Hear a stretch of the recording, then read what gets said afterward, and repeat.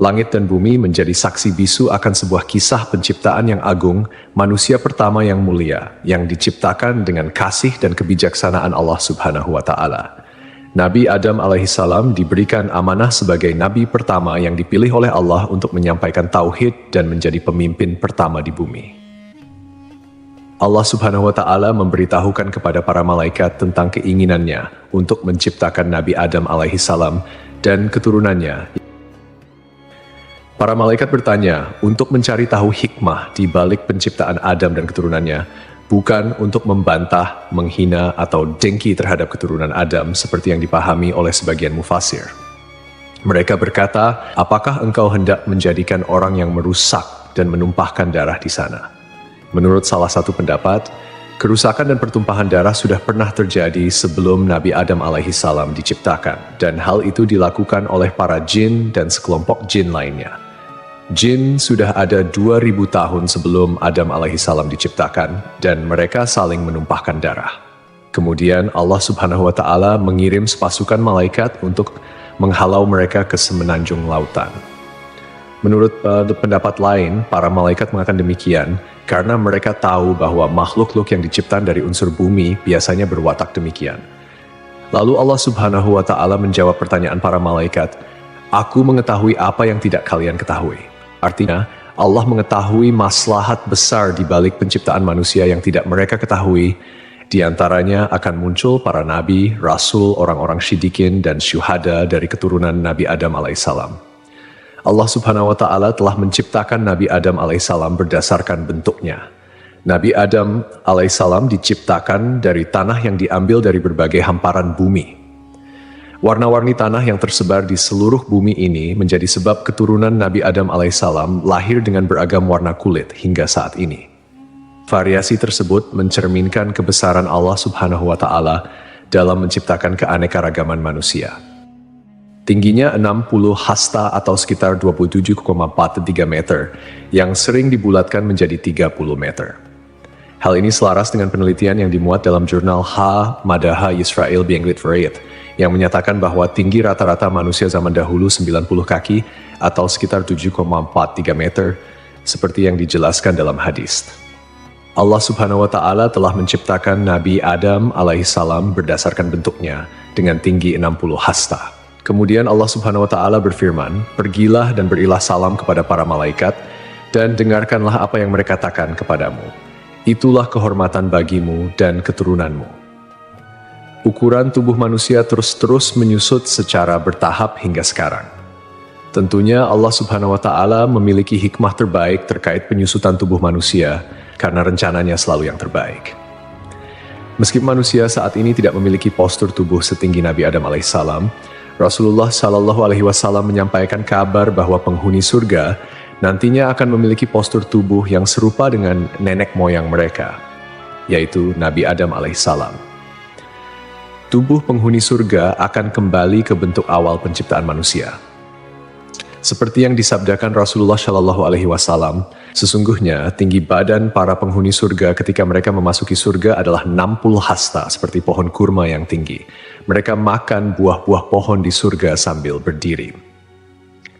Allah Subhanahu wa Ta'ala juga mengajarkan kepada Nabi Adam alaihissalam nama-nama semua benda yang diketahui manusia, mulai dari nama manusia, hewan, bumi, tanah, lautan, gunung, unta, keledai, hingga nama-nama benda lainnya.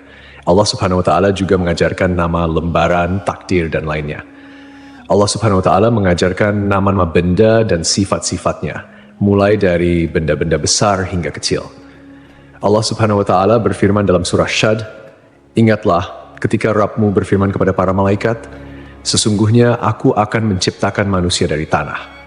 Maka apabila telah aku sempurnakan kejadiannya dan aku tiupkan kepadanya ruh ciptaanku, maka tunduklah kamu kepadanya dengan bersujud sebagai tanda penghormatan." Maka seluruh malaikat itu bersujud semuanya bersama-sama, kecuali iblis. Dia menyombongkan diri dan dia termasuk golongan yang kafir. Allah berfirman, "Hai iblis, apakah yang menghalangimu sujud kepada yang telah aku ciptakan dengan kedua tanganku? Apakah kamu menyombongkan diri ataukah kamu merasa termasuk orang-orang yang lebih tinggi?"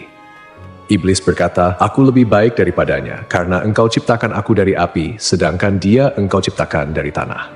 Allah berfirman, "Maka keluarlah kamu dari surga, sesungguhnya kamu adalah orang yang terkutuk, dan sesungguhnya kutukanku tetap atasmu sampai hari pembalasan." Iblis berkata, "Ya Tuhanku, tangguhkanlah aku sampai pada hari mereka dibangkitkan." Allah berfirman, "Maka sesungguhnya kamu termasuk golongan yang diberi penangguhan sampai pada hari yang telah ditentukan waktunya, yaitu hari kiamat." Iblis menjawab, "Demi kemuliaanmu, pasti aku akan menyesatkan mereka semuanya, kecuali hamba-hambamu yang terpilih di antara mereka." Allah berfirman, "Maka yang benar adalah sumpahku, dan hanya kebenaran itulah yang aku katakan. Sungguh, aku akan memenuhi neraka jahanam dengan kamu dan dengan orang-orang yang mengikutimu di antara mereka semuanya." Surah Syad 71 hingga 78. Hasan al-Basri menuturkan iblis sama sekali bukan golongan malaikat. Pada mulanya, iblis berasal dari golongan jin. Namun, kala mereka berbuat onar di bumi, Allah mengutus sepasukan malaikat, membunuh dan mengusir mereka ke semenanjung-semenanjung lautan. Iblis termasuk di antara jin yang ditawan, kemudian dibawa naik ke langit, dan kemudian ia singgah di sana. Saat para malaikat diperintahkan bersujud, iblis enggan menuruti perintah itu. Ibnu Mas'ud menyatakan, iblis pada mulanya adalah pemimpin para malaikat di langit paling bawah. Ibnu Abbas menambahkan, namanya Azazil. Riwayat lain menyebutkan namanya Harits. Ada juga yang menyatakan, iblis berasal dari salah satu golongan malaikat bernama jin. Mereka bertugas menjaga surga. Ia termasuk yang paling mulia, paling banyak ilmu dan ibadah di antara mereka dan memiliki 4 sayap. Namun kemudian Allah mengubah wujudnya menjadi setan yang terkutuk. Allah memerintahkan Adam alaihissalam untuk tinggal di surga bersama istrinya.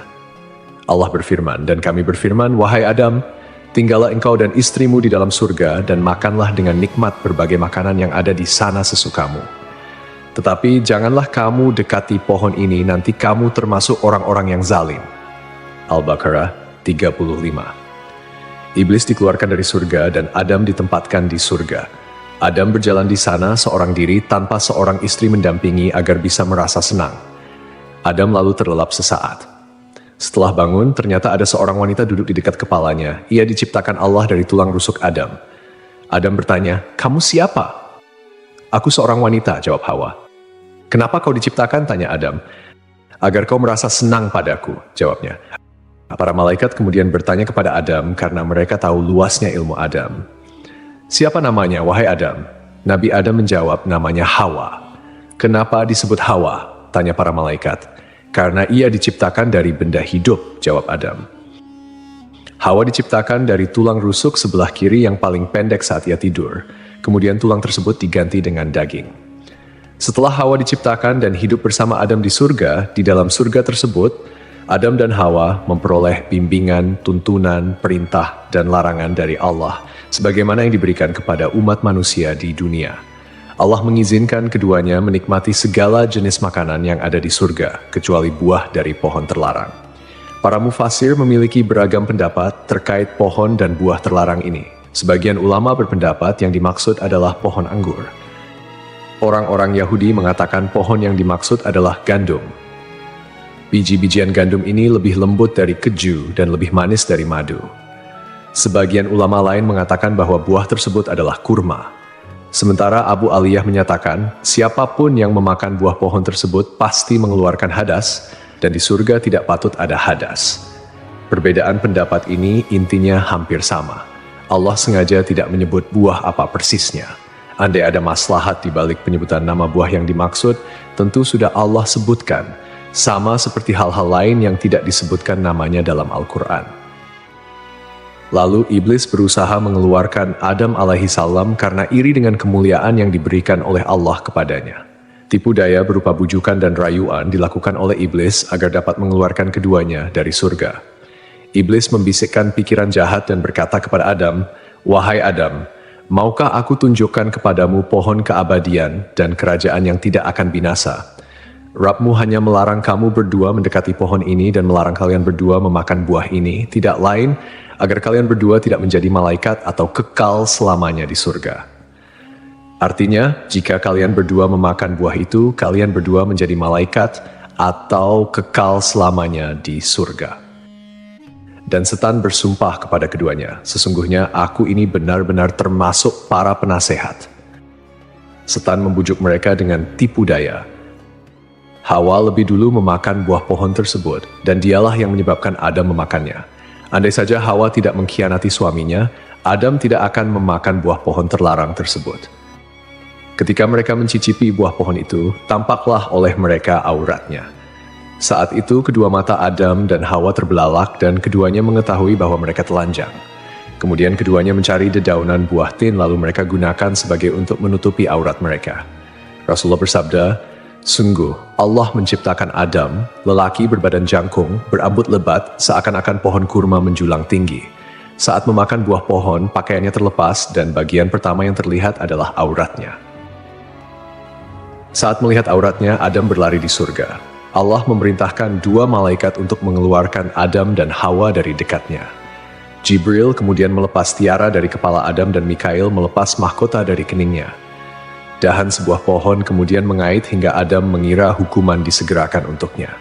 Adam menundukkan kepala dengan mengatakan, "Ampun, ampun." Allah berfirman, "Apa kau melarikan diri dariku?" Adam menjawab, "Bukan, tapi karena aku malu padamu, wahai penolongku." Rabb menyeru mereka, "Bukankah aku telah melarang kamu dari pohon itu dan aku telah mengatakan bahwa sesungguhnya setan adalah musuh yang nyata bagi kamu berdua?" Keduanya berkata, "Ya Rabb kami telah menzalimi diri kami sendiri." Setelah menyadari kesalahannya, Adam dan Hawa meminta pertaubatan kepada Allah. Pertaubatan Adam dan Hawa diterima oleh Allah, namun Allah tetap memberikan hukuman akibat pelanggaran yang dilakukan oleh Adam dan Hawa. Keduanya dikeluarkan dari surga dan diturunkan ke bumi. Turunlah kalian dari surga menuju bumi, dan kalian akan menjadi musuh satu sama lain. Kalian akan memiliki tempat tinggal di bumi sampai batas waktu tertentu. 24 hingga 25. Rasulullah bersabda, "Hari terbaik yang matahari terbit pada hari itu adalah hari Jumat. Pada hari itu Adam diciptakan, pada hari itu ia dimasukkan ke surga, dan pada hari itu ia dikeluarkan darinya." Para ulama memiliki pendapat yang berbeda mengenai lokasi diturunkannya Adam dan Hawa di bumi. Pendapat mayoritas menerima bahwa Adam dan Hawa diturunkan ke bumi pada dua tempat yang berbeda dan kemudian bertemu di Arafah. At-Tabari, At-Tabrani, Abu Nuaim, dan Ibnu Asakir meriwayatkan bahwa Adam alaihi salam diturunkan ke bumi di India. Pendapat ini diperoleh dari hadis yang disampaikan oleh Abdullah bin Umar dan Abdullah bin Abbas. Sementara itu, menurut pendapat ini, Hawa diturunkan di Jeddah. Riwayat lain menyatakan bahwa Adam dan Hawa diturunkan di Shofa dan Marwah, di mana Adam di Shofa sedangkan Hawa di Marwah. Al-Auza'i meriwayatkan bahwa Adam berada di surga selama 100 tahun. Riwayat lain menyebutkan 60 tahun, menangisi surga selama 70 tahun, menangisi kesalahannya selama 70 tahun, dan menangisi anaknya yang dibunuh selama 40 tahun. Jika memang benar hari di mana Adam diciptakan dan dikeluarkan dari surga, sama seperti hari Jumat dalam ukuran dunia, pendapat ini masih perlu dikaji lebih jauh.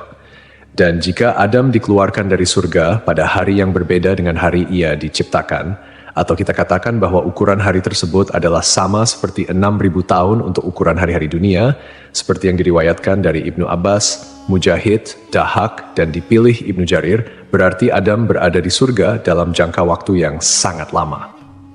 Ibnu Jarir menjelaskan seperti diketahui, Adam diciptakan pada saat terakhir hari Jumat, yang mana sesaatnya adalah selama 83 tahun dan 4 bulan. Karena saat Adam masih berbentuk tanah yang berwujud dan ruh belum ditiupkan, ia bertahan selama 40 tahun dalam kondisi seperti itu.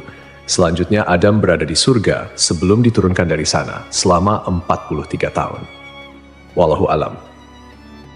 Lalu setelah sekian lama mereka pun dipertemukan kembali oleh Allah di Jabal Rahmah.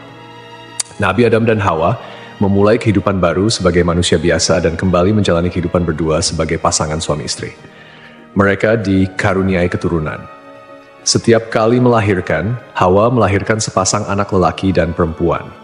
Adam diperintahkan untuk menikahkan setiap anak lelaki dengan saudari kembar saudaranya, dan setiap anak perempuan dengan saudara kembar saudarinya. Tidak halal saudara perempuan menikah dengan saudara lelaki yang lahir bersamaan. Setelah itu, populasi manusia menyebar di berbagai belahan bumi.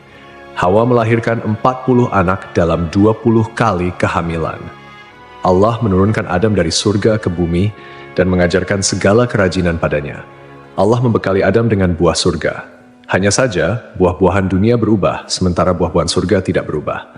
Allah berfirman, "Wahai Adam, sungguh aku memiliki tanah haram tepat sejajar dengan arsiku. Maka pergilah lalu bangunkan sebuah rumah untukku di sana. Lalu kelilingilah rumah itu seperti para malaikat mengelilingi arsiku." Allah kemudian mengutus seorang malaikat kepada Adam, memberitahukan tempatnya, mengajarkan manasik-manasik padanya, dan menyampaikan padanya bahwa setiap ayunan langkah kaki Adam menjadi ibadah yang mendekatkan diri padanya setelah itu. Diriwayatkan pula dari Ibnu Abbas, makanan pertama yang dimakan Adam di bumi berawal dari Jibril. Jibril datang dengan membawa 7 biji gandum. Adam bertanya, "Apa ini?" Jibril menjawab, "Ini adalah pohon yang dilarang untuk kau makan, lalu kau makan." "Apa yang harus aku lakukan dengan biji-bijian itu?" tanya Adam. "Tanamlah di bumi," jawab Jibril. Adam kemudian menanam biji-bijian gandum tersebut. Berat setiap bijinya lebih dari berat 100.000 biji gandum dunia. Gandum kemudian tumbuh, Adam lalu memanennya. Setelah itu, Adam memisahkan kulit dan isi biji gandum, kemudian menampi. Setelah itu, ia tumbuk, membuat adonan, dan ia jadikan roti. Kemudian, setelah melalui jerih payah yang cukup melelahkan, Adam alaihissalam pun memakannya. Pakaian pertama Adam alaihissalam dan Hawa berasal dari bulu domba. Adam menggerus bulu-bulu domba lalu ia tenun dan dibuat jubah untuk ia kenakan, serta baju panjang dan kerudung untuk Hawa. Setelah bertemu dan kembali menjalani kehidupan berdua sebagai pasangan suami istri, mereka dikaruniai keturunan.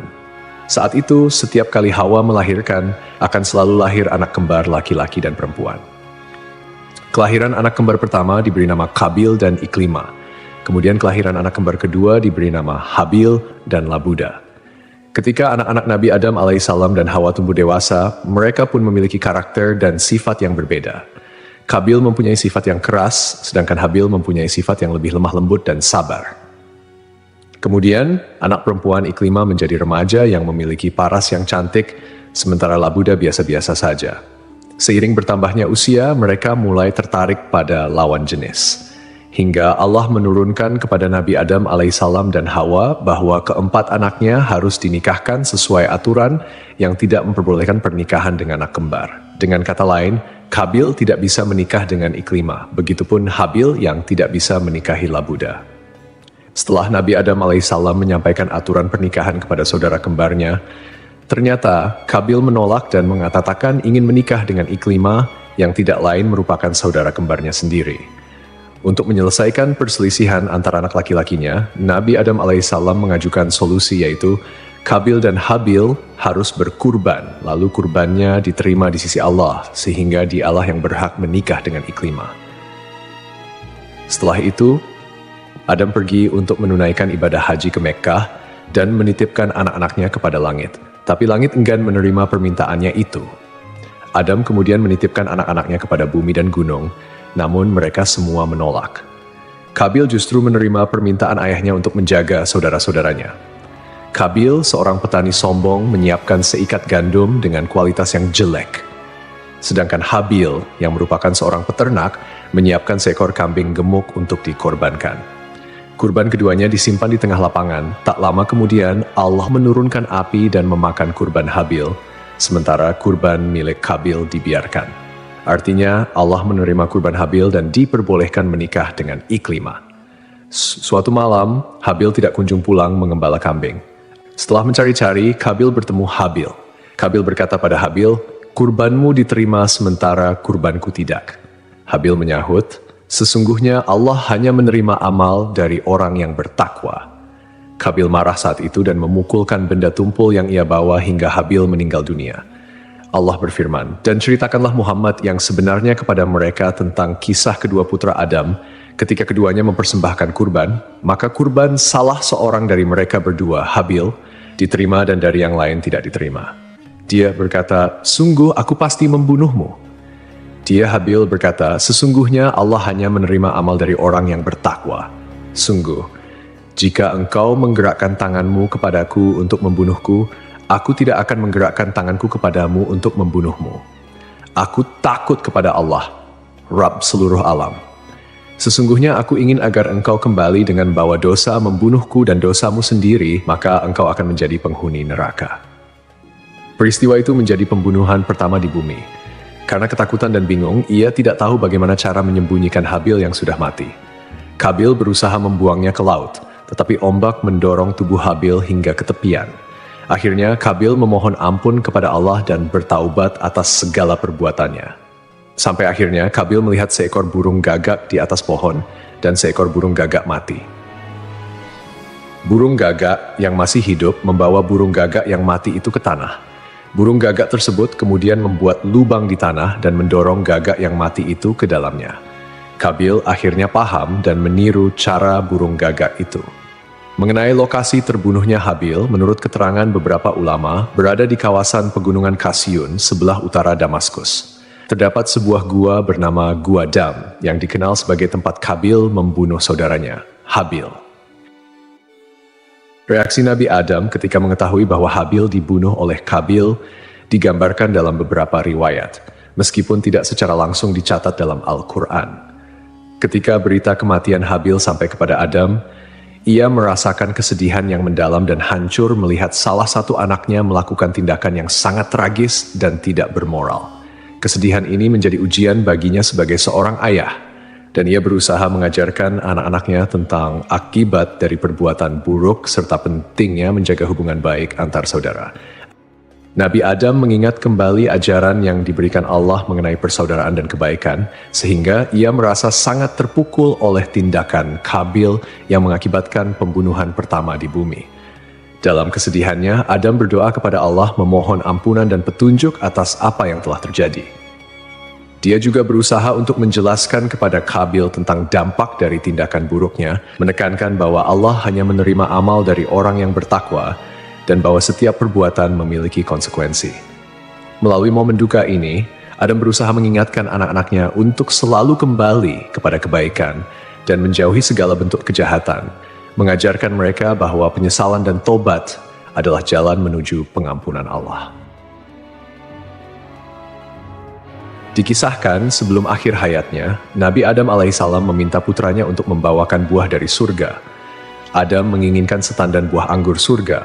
Anak-anaknya kemudian mencarikan buah anggur untuknya dan mereka berpapasan dengan para malaikat. Para malaikat bertanya, "Kalian hendak kemana, anak-anak Adam?" Mereka menjawab, "Ayah kami menginginkan setandan buah anggur surga." Para malaikat berkata, "Pulanglah, kalian sudah tidak perlu lagi mencari buah itu."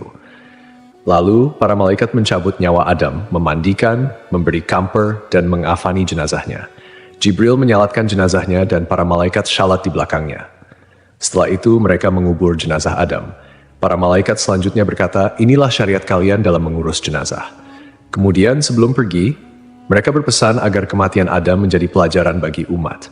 Sebab dari peristiwa itu, manusia bisa mengenali prosesi dan ritual pemakaman. Adam meninggal dunia setahun setelah Hawa meninggal. Ulama berbeda pendapat terkait lokasi pemakaman Adam. Menurut riwayat yang masyhur, Adam dimakamkan di dekat sebuah gunung di India, tempat ia diturunkan dari surga. Menurut sumber lain, Adam dimakamkan di gunung Abu Qubais, Mekkah. Sumber lain menyebutkan, sebelum banjir besar terjadi, Nabi Nuh memindahkan jasad Adam dan Hawa dalam sebuah peti. Lalu ia makamkan di Baitul Maqdis, seperti yang disampaikan oleh Ibn Jarir.